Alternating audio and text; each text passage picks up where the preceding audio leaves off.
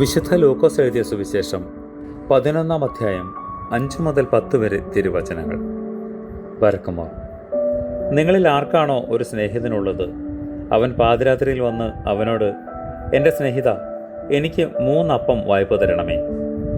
വഴിയാത്രയിൽ ഒരു സ്നേഹിതൻ എൻ്റെ അടുത്ത് വന്നിരിക്കുന്നു, അയാൾക്ക് വിളമ്പുവാൻ എൻ്റെ കൈവശം ഒന്നുമില്ല എന്ന് പറയുന്നുവെങ്കിൽ, അവൻ്റെ സ്നേഹിതനകത്തു നിന്ന്, നീ എന്നെ ശല്യപ്പെടുത്തരുതേ, ഇതാ വാതിലടയ്ക്കപ്പെട്ടു പോയി, എൻ്റെ മക്കളും എന്നോട് ഒരുമിച്ച് കട്ടിലിൽ കിടക്കുന്നു, എഴുന്നേറ്റ് നിനക്ക് തരുവാൻ സാധ്യമല്ല എന്ന് പറയും എന്നിരിക്കട്ടെ.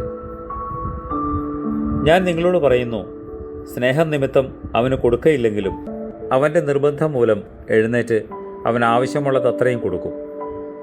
ആകയാൽ ഞാനും നിങ്ങളോട് പറയുന്നു, യാചിപ്പിൻ, നിങ്ങൾക്ക് നൽകപ്പെടും; അന്വേഷിപ്പിൻ, നിങ്ങൾ കണ്ടെത്തും; മുട്ടുവിൻ, നിങ്ങൾക്കായി തുറക്കപ്പെടും.